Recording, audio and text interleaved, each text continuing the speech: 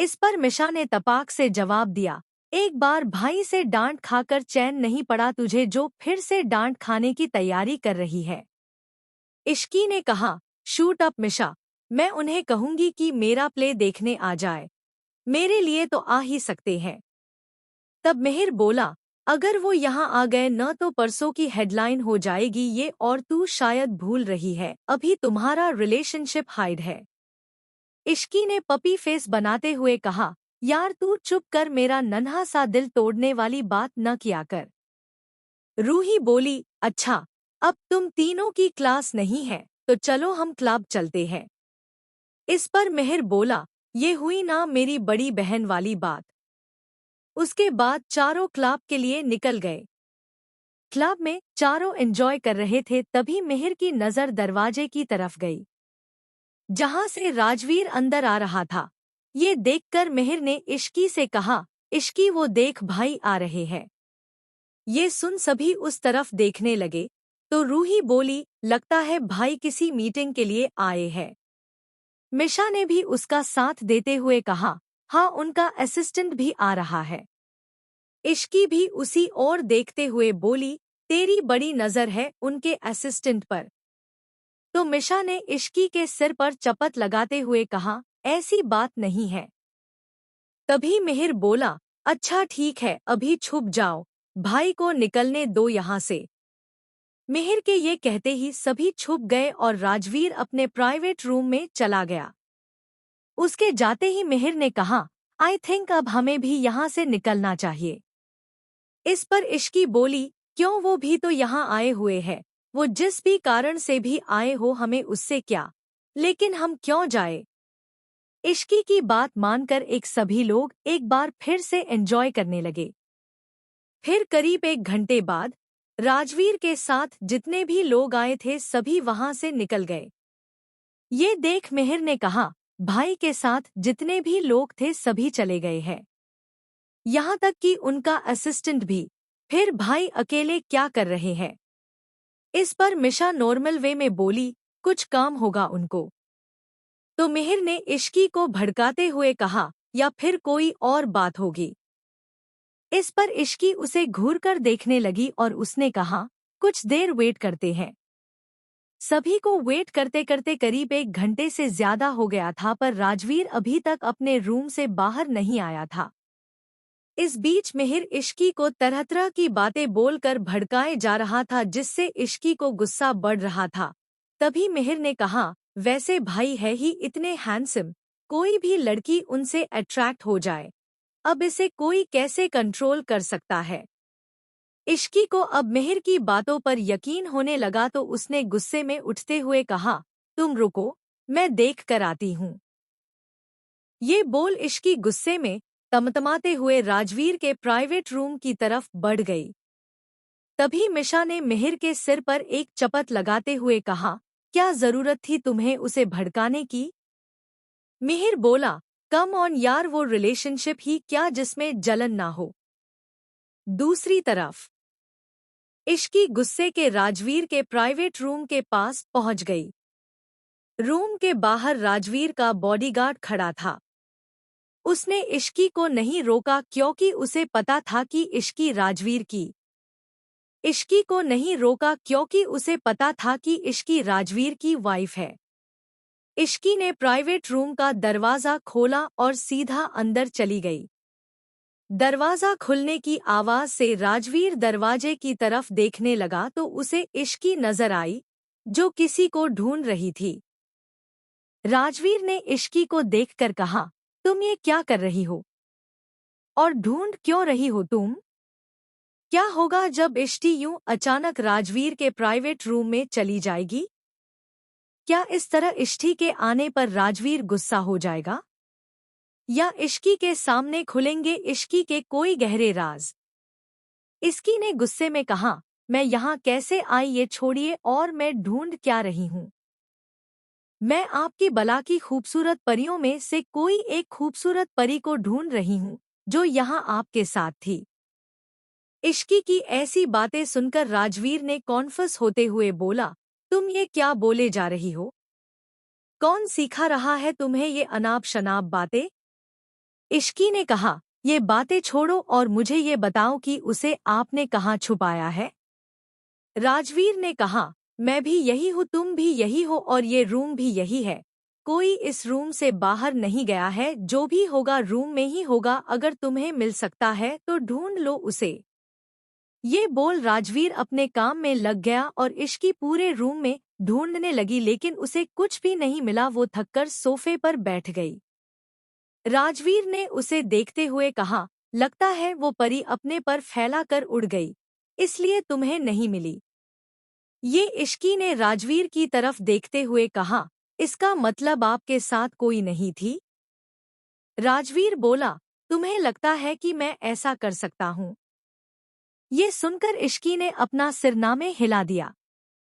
ये देख राजवीर ने पूछा, फिर क्यों इतनी एनर्जी वेस्ट की अपनी? तो इश्की ने कहा, वो आप इतनी देर से अकेले रूम में थे तो मुझे लगा। राजवीर इश्की की बात को बीच में ही काटते हुए बोला, तुम्हें लगा? तुम्हें क्या लगा? इश्की ने तुरंत कहा, मुझे लगा ज़माना खराब है और मेरा पति इतना हैंडसम है, कहीं कोई उसका फायदा न उठा ले। इश्की की ये बात सुनकर राजवीर बोला, अच्छा तो तुम मुझे बचाने आई थी? ये सुन इश्की ने हाँ में सिर हिला दिया। तो राजवीर ने आगे कहा, ठीक है, आगे से कुछ भी होगा तो मैं सबसे पहले तुम्हें फोन करूंगा, तुम आ जाना मुझे बचाने। इश्की बोली, ठीक है, आप भी क्या याद रखोगे। ये सुन राजवीर स्माइल करने लगा। थोड़ी देर बाद राजवीर और इश्की दोनों इस रूम से निकलकर घर जाने लगे। तो रूही और मिहिर वो दोनों भी घर के लिए निकल गए, लेकिन मिशा को उसका एक फ्रेंड मिल गया, इसलिए वो कुछ देर उसके साथ रुक गई।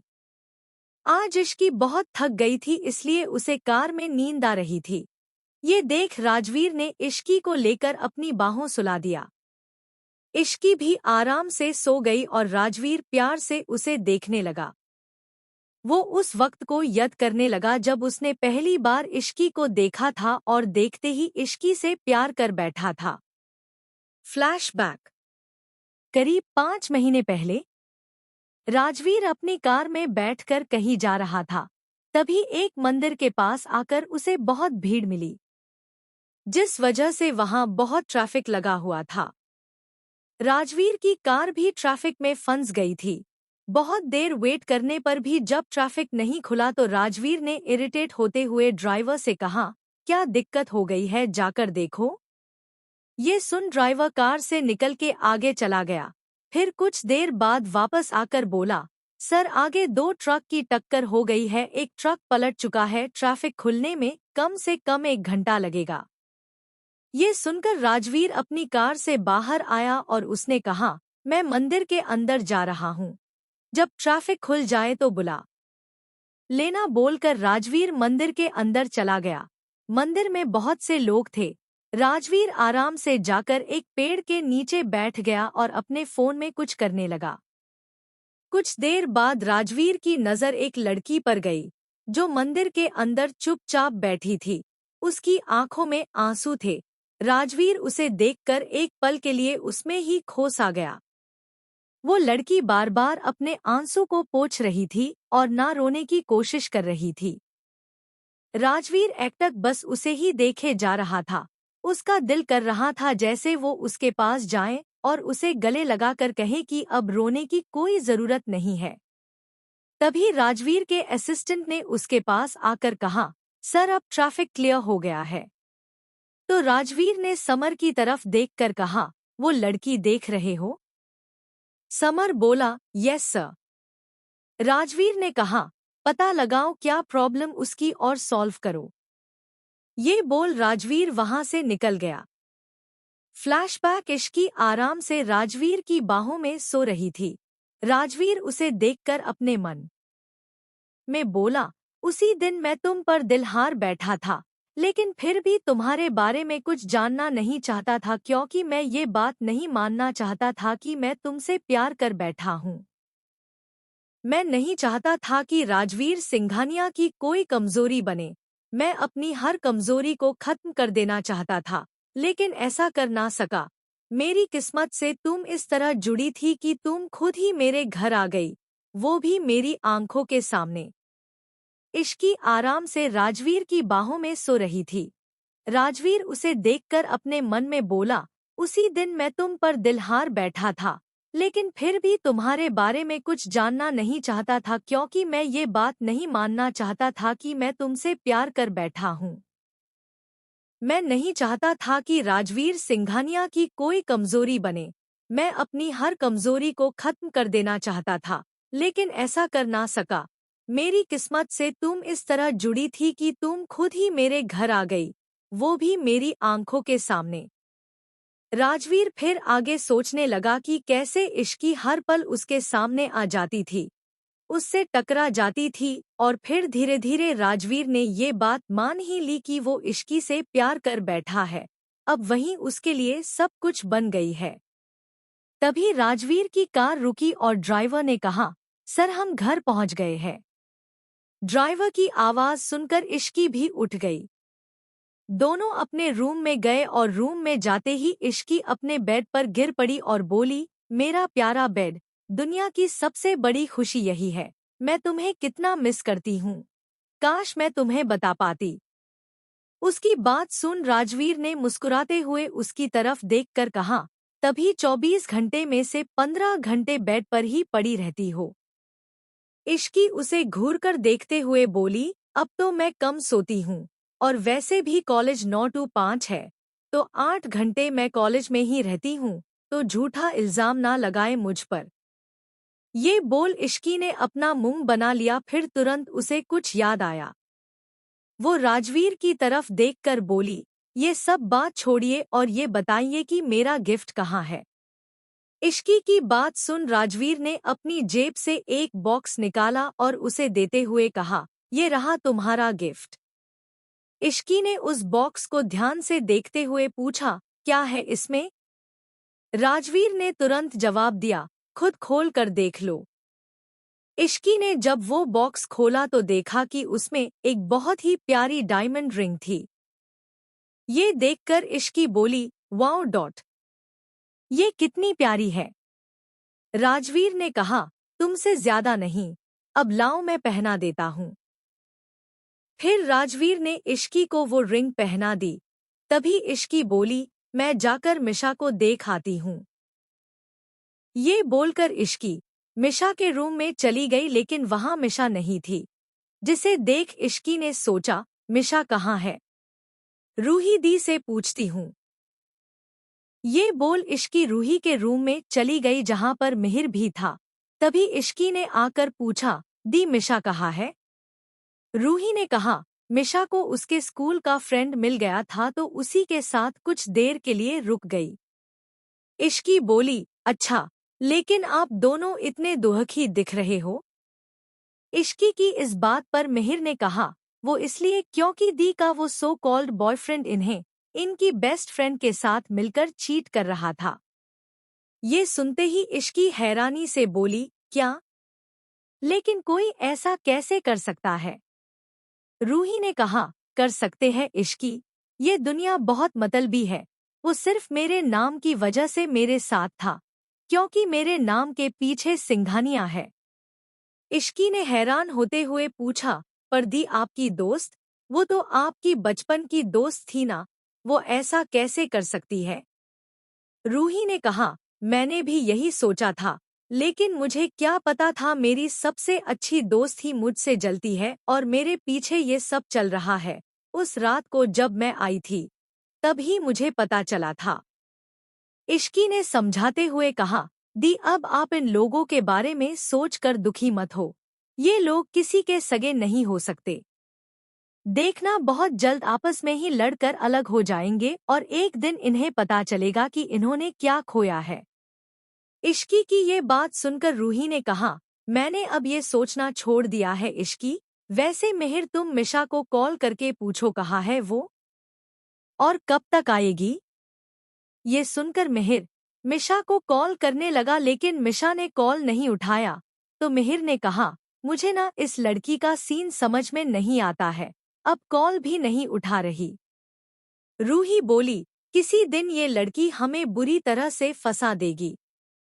अर्णव उस रूम के अंदर आते हुए बोला, क्या बात है, आज तो पूरी मडली यहाँ बैठी हुई है, लेकिन इस मडली की सरदार कहाँ है? मिहिर ने कहा, डैड वो अपने दोस्त के साथ गई थी और अब फोन भी नहीं उठा रही।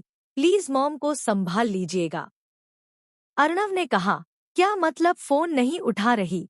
आने दो, मैं उसकी टांगे तोड़ दूंगा। हर वक्त मुझे ही पिटवाने में लगी रहती है। जब कोमल को पता चलेगा कि इतनी रात तक गायब है तो वो मेरे ऊपर ही राशन पानी लेकर चढ़ जाएगी। ये कहकर कि मैंने ही उसे सर पर चढ़ा रखा है। अर्णव की बात सुनकर रूही बोली, तो इसमें गलत क्या है? आपने उसे सर चढ़ा रखा है। अर्णव जी ने कहा, हाँ बोल लो, तुम भी मुझे ही बोल लो। कुछ देर ऐसे ही बात करने के बाद सभी अपने अपने रूम में सोने चले गए। इश्की रूम में गई और राजवीर के ऊपर चढ़। इश्की रेडी होकर नीचे आई तो देखा कि घर के सभी लोग साथ बैठे हुए थे, लेकिन उसे मिशा कहीं नहीं दिखी। इसलिए उसने रूही के पास जाकर पूछा, दी मीशा कहाँ है? वो अपने रूम में भी नहीं थी। ये सुनकर रूही बोली, ये लड़की पागल है, उसने आधी रात को मुझे मैसेज किया था कि वो घर नहीं आ रही है और मैं घर में सभी को संभाल लूं। ये सुनकर पर इश्की ने कहा, लेकिन मिशा ने पहले तो कभी ऐसा नहीं किया। उसने मुझे इस बारे में कुछ बताया भी नहीं है। मुझे कुछ ठीक नहीं लग रहा है। रूही बोली, तुम चिंता मत करो इश्की, वो ठीक होगी। अच्छा तुम जाओ, जल्दी अपना कॉलेज बैग ले आओ। आज हमें कॉलेज जल्दी जाना है। आज हमारा प्ले है ना? ये सुन इश्की ने कहा, हाँ मुझे पता है दी, मैं बस यहाँ सबसे कुछ पूछने आई थी। इश्की ने बाकी सब लोगों की तरफ देखकर आगे बोली, आज हमारे कॉलेज में प्ले है, तो आप सब में से कौन कौन आ रहा है प्ले देखने? तभी अर्णव जी ने बोले, ये भी कोई पूछने की बात है, ऑफ कोर्स मैं आ रहा हूँ और मुझे तो लगता है कि हम सभी आ रहे हैं। इश्की ने खुश होते हुए कहा, तो फिर ठीक है। इतना बोलकर इश्की अपने रूम में चली गई। इश्की बहुत जल्दी जल्दी चल रही थी, इसलिए उसने ध्यान नहीं दिया। वो रूम में गई और अपने कपड़े लेकर जैसे ही मुड़ी, राजवीर से टकरा गई, जिससे दोनों बेड पर गिर गए। इस वक्त राजवीर ने ऊपर कुछ नहीं पहना हुआ था। उसकी मस्कुलर बॉडी काफी अच्छी लग रही थी। इश्की राजवीर के ऊपर थी और राजवीर इश्की में खोया हुआ था। इश्की को जैसे ही होश आया वो तुरंत राजवीर के ऊपर से उठ गई और घबराते हुए बोली, ऐसे भला कोई बिना कपड़ों के घूमता है क्या? राजवीर ने पहले एक नज़र खुद को देखा और फिर इश्की की तरफ देखते हुए पूछा, मैं किस एंगल से तुम्हें बिना कपड़ों के दिख रहा हूँ? मैंने सिर्फ अपनी शर्ट नहीं पहनी है और वैसे भी ये मेरा रूम है, इसमें मैं कपड़ों के साथ घूमूं या बिना कपड़ों के मेरी मर्जी। ये सुन इश्की ने बात बदलते हुए कहा, अच्छा ठीक है, आपसे तो बहस करना ही बेकार है। वैसे आज मेरे कॉलेज में रामायण का प्ले है। मैं उसमें माता सीता का रोल कर रही हूँ। क्या आप देखने आएंगे? इश्की मासूम सी शक्ल बनाकर उसकी तरफ देखने लगी, तो राजवीर उसके पास आकर उसके गले को छूते हुए बहुत प्यार से बोला, मैं जरूर आता, लेकिन मुझे 2 दिन के लिए बाहर जाना है। इनफैक्ट मैं अभी कुछ देर में निकल रहा हूँ। उसकी बात सुनते ही इश्की बहुत सैड हो गई, क्योंकि कहीं न कहीं उसे राजवीर की आदत सी हो गई थी। इश्की राजवीर के बिना रहना अब इमेजिन भी नहीं करना चाहती थी, लेकिन उसने राजवीर से कुछ नहीं कहा, क्योंकि उसे भी ये नहीं पता था कि ये कैसे जज्बात है जो उसके अंदर पनप रहे हैं।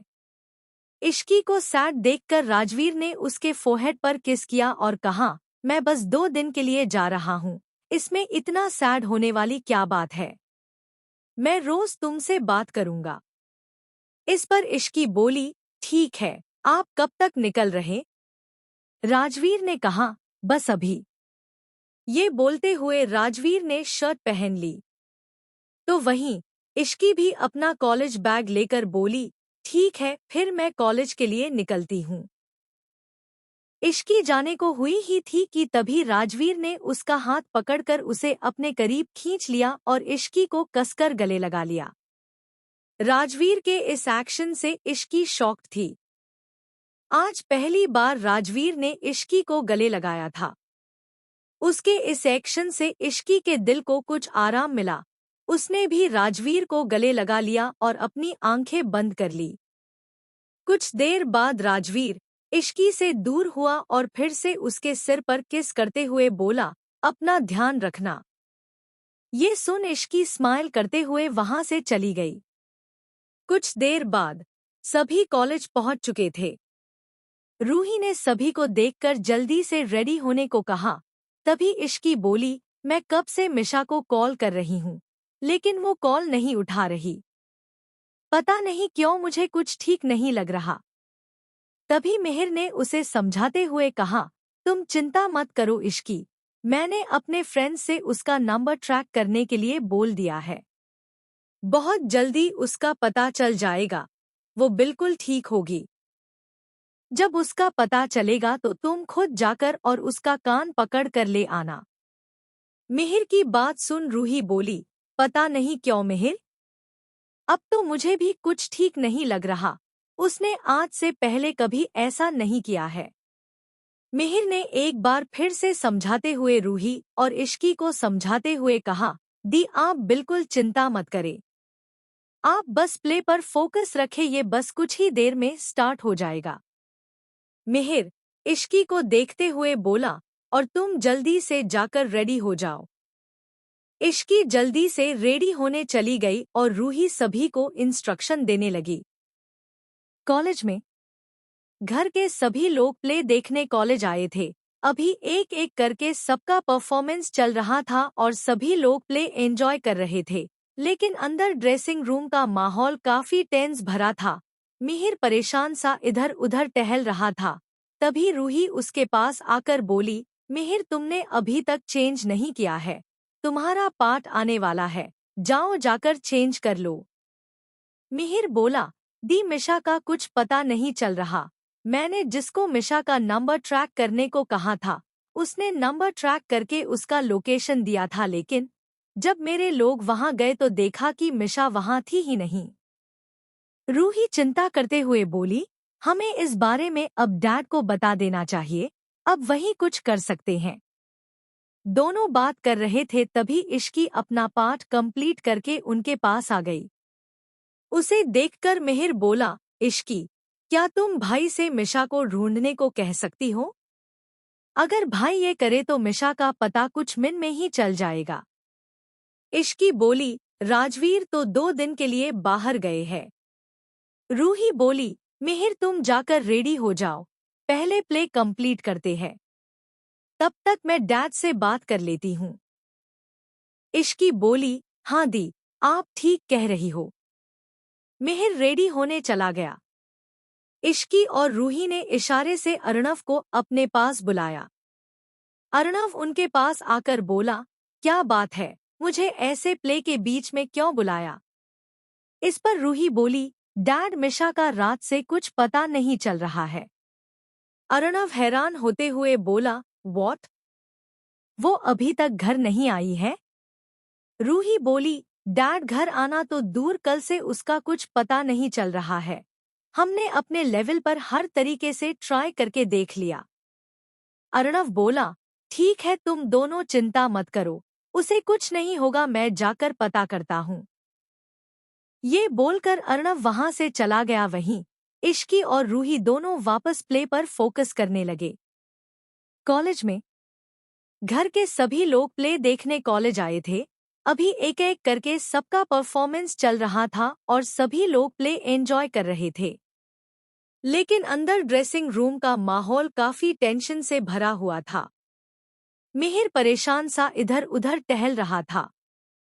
तभी रूही उसके पास आकर बोली, मिहिर तुमने अभी तक चेंजे नहीं किया, तुम्हारा पार्ट आने वाला है, जाओ जाकर चेंजे कर लो। तो मिहिर ने परेशान से होकर कहा, बोला, दी मिशा का कुछ पता नहीं चल रहा। मैंने जिसको मिशा का नंबर ट्रैक करने को कहा था, उसने नंबर ट्रैक करके उसका लोकेशन दिया था, लेकिन जब मेरे लोग वहां गए तो देखा कि मिशा वहां थी ही नहीं। रूही चिंता करते हुए बोली, हमें इस बारे में अब डैड को बता देना चाहिए, अब वही कुछ कर सकते हैं। दोनों बात कर ही रहे थे तभी इश्की अपना पाठ कंप्लीट करके उनके पास आ गई। उसे देखते ही मिहिर ने उससे पूछा, इश्की, क्या तुम भाई से मिशा को ढूंढने को कह सकती हो? अगर भाई ये करें तो मिशा का पता कुछ ही मिनट में चल जाएगा। इश्की बोली, राजवीर तो 2 दिन के लिए बाहर गए हैं। ये सुन रूही ने मिहिर से कहा, मिहिर तुम जाकर रेडी हो जाओ, पहले प्ले कंप्लीट करते हैं, तब तक मैं डैड से बात कर लेती हूँ। तभी इश्की ने भी हामी भरते हुए कहा, हाँ दी, आप ठीक कह रही हो। मिहिर भी हाँ में सिर हिलाते हुए रेडी होने चला गया।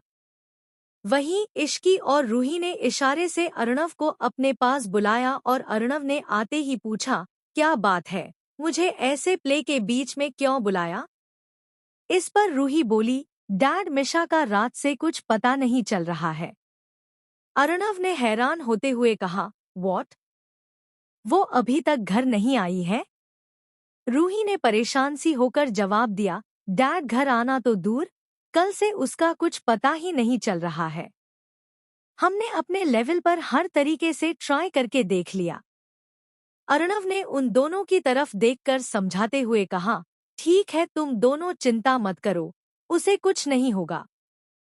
मैं जाकर पता करता हूँ, ये बोलकर अर्णव वहां से चला गया। वहीं इश्की और रूही दोनों वापस प्ले पर फोकस करने लगे। दूसरी तरफ अर्णव ने अपने फ्रेंड्स को कॉल किया और मिशा को ढूंढने को कहा क्योंकि अब उन्हें भी डर लगने लगा था। मिशा ने कभी भी बिना बताए कुछ नहीं किया था। मिशा अपने पूरे घर में अर्णव के क्लोज थी। वो दोनों फादर डॉटर की तरह कम और बेस्ट फ्रेंड की तरह ज्यादा रहते थे, इसलिए मिशा अपनी हर बात उनसे शेयर करती थी और कभी भी कुछ भी गड़बड़ होने पर सबसे पहले उनसे ही हेल्प लेती थी। आज ये पहली बार था जब मिशा ने एक बार भी उन्हें कॉल नहीं किया था। ये सोचकर अर्णव भी बहुत ज्यादा टेंशन में आ चुके थे। उधर प्ले खत्म हुआ और सभी लोग प्ले की तारीफ करने लगे। सभी लोग आकर उन्हें अप्रिशिएट कर रहे थे। थोड़ी ही देर बाद इश्की, रूही और मिहिर तीनों अर्णव के पास जा पहुंचे और उन्होंने उसे पूछा, डैड कुछ पता चला? इस पर अर्णव बोला, मैंने निशांत को बोला है पता करने के लिए, वो बस कुछ देर में बता देगा। सभी बहुत परेशान थे। तभी अर्णव के फोन पर निशांत का कॉल आया। अर्णव ने कॉल रिसीव किया तो निशांत बोला, अर्णव मैंने पता किया है कि मिशा कल रात क्लब गई थी, उसका फोन हमें वहीं मिला। वो कल रात वही थी, उसके बाद की सीसीटीवी फुटेज गायब है। लेकिन हमने एक स्टाफ को पकड़ा है जिसने मिशा को किसी लड़के के साथ जाते देख था। तुम जल्दी से पुलिस स्टेशन आ जाओ, हम उस लड़के का स्केच बनवा रहे हैं, शायद तुम उसे पहचान लो। ये सारी बात सुनने के बाद अर्णव को टेंशन और भी बढ़ गई। लेकिन वो फिर भी हिम्मत करते हुए बोला, ठीक है हम आ रहे हैं। अर्णव ने जल्दी से कॉल कट कर दी। बाकी सब ने भी अर्णव के एक्सप्रेशन को नोटिस कर लिया था। तभी इश्की ने अर्णव को देखकर पूछा, क्या हुआ अंकल, मिशा का कुछ पता चला? अर्णव बोला, निशांत ने हमें पुलिस स्टेशन बुलाया है, उसे कुछ बातें पता चली है, चलो चलते हैं। चारों जा ही रहे थे कि तभी वहां पर कोमल जी आ गई और उन्होंने उन सबकी शक्लें देखकर पूछा, क्या हुआ? आप सब लोग इतने परेशान क्यों दिख रहे हो, और ये मिशा कहाँ है? मैं जब से कॉलेज आई हूँ उसे ही ढूंढ रही हूँ, पर वो मिल ही नहीं रही है और वो कल से घर भी नहीं आई है। कोमल की बात सुनकर सभी लोग सोचने लगे कि कोमल को अब क्या जवाब दे। तभी अर्णव ने उसे देखते हुए कहा, मिशा का कुछ पता नहीं चल रहा है, हम सब उसी का पता लगाने के लिए पुलिस स्टेशन जा रहे हैं। ये सुनकर कोमल के पैरों तले जमीन घिसक गई।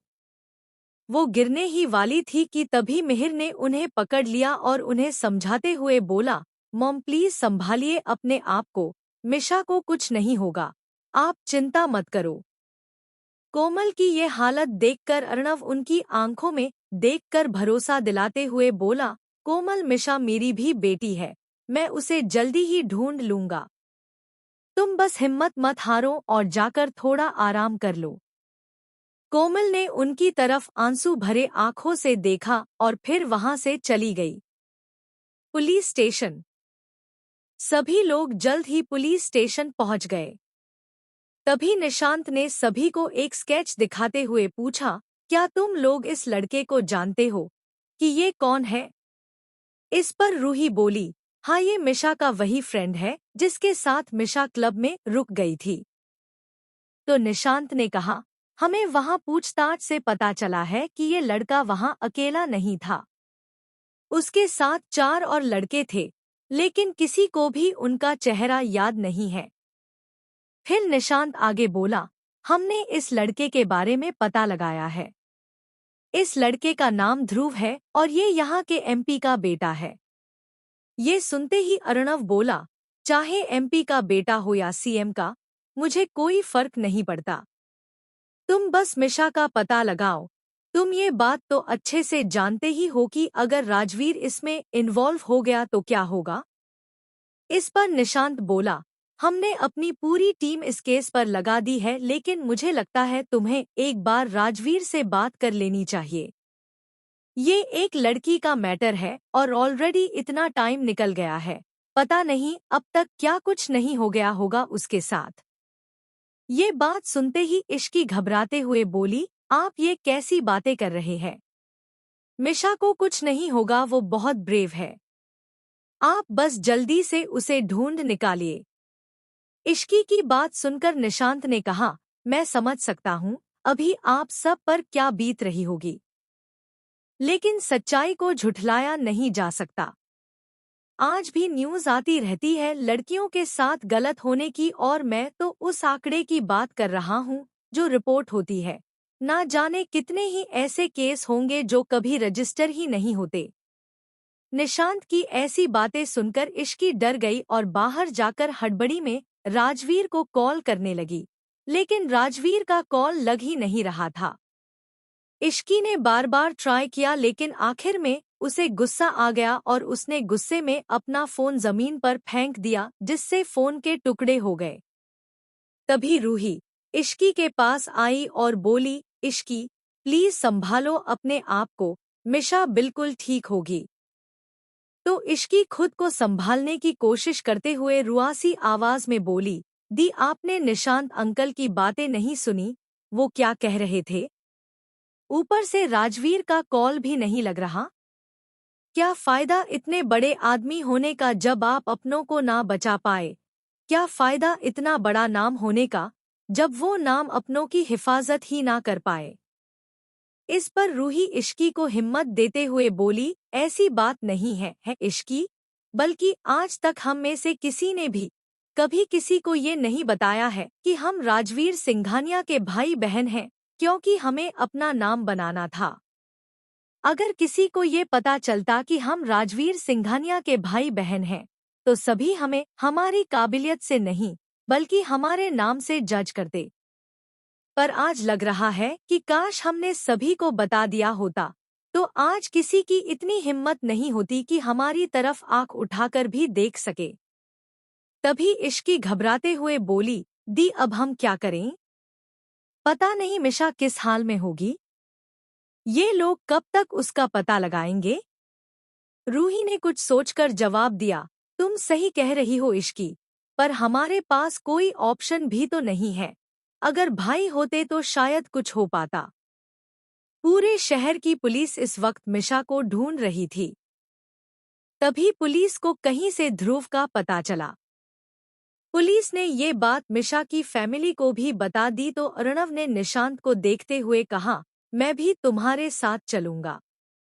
निशांत उसकी बात मान गया तो इश्की, मिहिर और रूही भी बोल पड़े, हम भी जाएंगे डैड, प्लीज अंकल हमें भी अपने साथ ले चलिए। ये सुनकर निशांत बोला, नहीं बेटा, वहां पर खतरा हो सकता है, इसलिए तुम सब वहां नहीं जा सकते। ये सुनकर मिहिर ने रिक्वेस्ट करते हुए कहा, अंकल जैसा आप कहेंगे हम बिल्कुल वैसा ही करेंगे, लेकिन प्लीज हमें ले चलिए। मिहिर के रिक्वेस्ट करने पर निशांत मान गया, पर वार्निंग देते हुए बोला, लेकिन इस बात का ध्यान रखना कि तुम सबकी वजह से इन्वेस्टिगेशन में प्रॉब्लम नहीं आनी चाहिए। ये सुनकर तीनों ने हाँ में सिर हिला दिया और फिर सभी लोग अपनी अपनी गाड़ी में बैठकर उस जगह चले गए। वो जगह शहर के कुछ दूर जंगल में थी।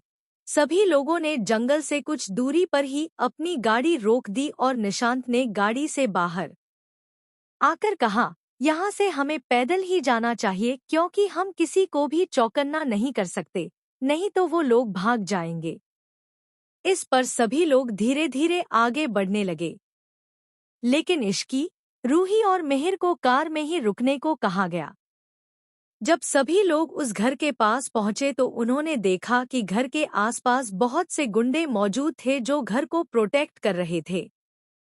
पुलिस एक एक करके उन सभी गुंडों को बेहोश करने लगी और फिर आराम से घर के अंदर चली गई। उधर कार में इश्की, रूही और मिहिर से बैठा नहीं जा रहा था। उनके लिए एक एक पल काटना मुश्किल हो रहा था, इसलिए वो भी कार से निकलकर उनके पीछे चले गए। घर के पास आकर उन लोगों ने देखा कि सभी गुंडे बेहोश थे, इसलिए वो भी घर के अंदर जाने लगे, लेकिन अंदर जाने के लिए उन तीनों ने पीछे का रास्ता चुना, जिससे वो पुलिस की नजरों से बच सकें। जब वो तीनों अंदर पहुंचे तो एक रूम के अंदर उन्हें एक लड़की की चीखने की आवाज आई। जैसे ही ये आवाज तीनों के कान में पड़ी, उन लोगों ने उस आवाज को पहचान लिया और हैरानी से उनकी आंखें बड़ी हो गई। उन तीनों के मुंह से एक साथ एक ही नाम निकला, मिशा। उन तीनों के दिल में दर्द पैदा करने के लिए उसकी आवाज ही काफी थी, क्योंकि इस आवाज से ही समझ आ रहा था कि मिशा